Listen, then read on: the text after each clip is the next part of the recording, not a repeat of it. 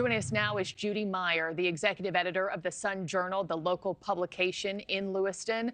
Judy, thank you so much for joining us this morning. I'm so sorry we would have to have this conversation and that this kind of evil exists in this world. You've lived there for a long time. Did you or your colleagues know any of the killed or injured? Well, we don't know who the names of all the people who have died and the injured, of course, but I'm certain that we will figure out that we do know them. We certainly know people who know them. One of our pressmen's uncles was killed. So Maine is a very small community. People do know people, and this is very, very hard for folks.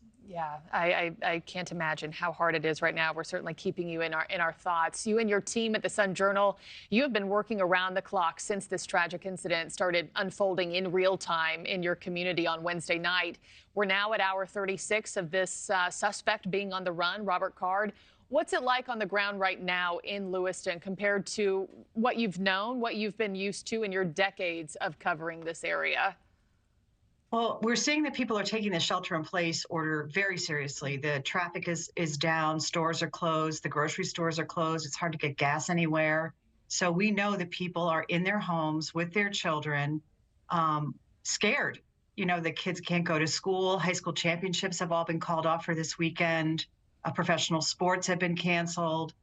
People are sitting in their living rooms, you know, looking at websites, reading our coverage, watching television, and hoping that this will be over very quickly. But it is stretched out much longer than we would have anticipated. Yeah, and I'm sure scrolling and looking online, catastrophizing at the same time, too. Life as you know it, normalcy has been put on pause. The Sun Journal also reported that the suspected shooter, Robert Card, choosing that local bowling alley and also that restaurant, bar, and grill for this rampage was likely not random. Judy, is that due to crowd size? And what more could you tell us about these businesses being targets here? Well, we understand Mr. Card was a cornhole player. He played in a couple of leagues, and Schmingy's has a regular cornhole league, so that is probably the connection to the bar.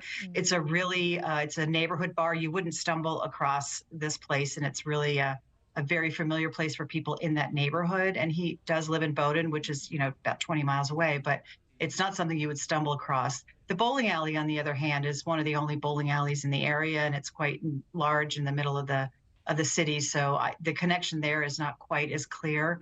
The night of the killings, there were a number of members of the deaf community playing in a cornhole tournament at the bar, which, you know, kind of compounds the fear because some of these people wouldn't have heard what was going on and would have been startled beyond really my understanding.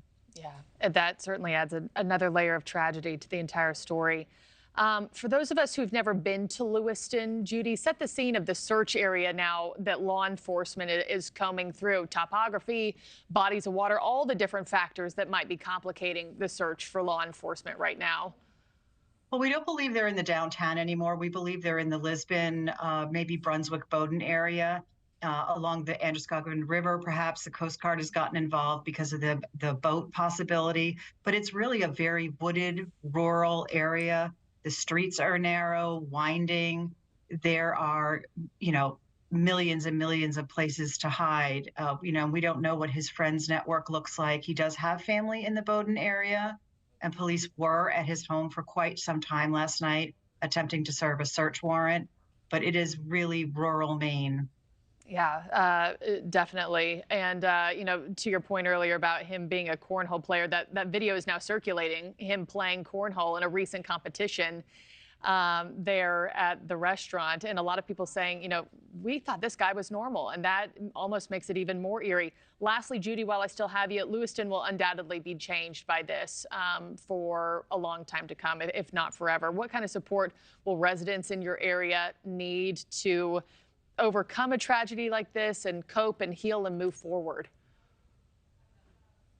That's a really big question that I don't know is answerable just yet. I mean, I think that's going to start at the schools.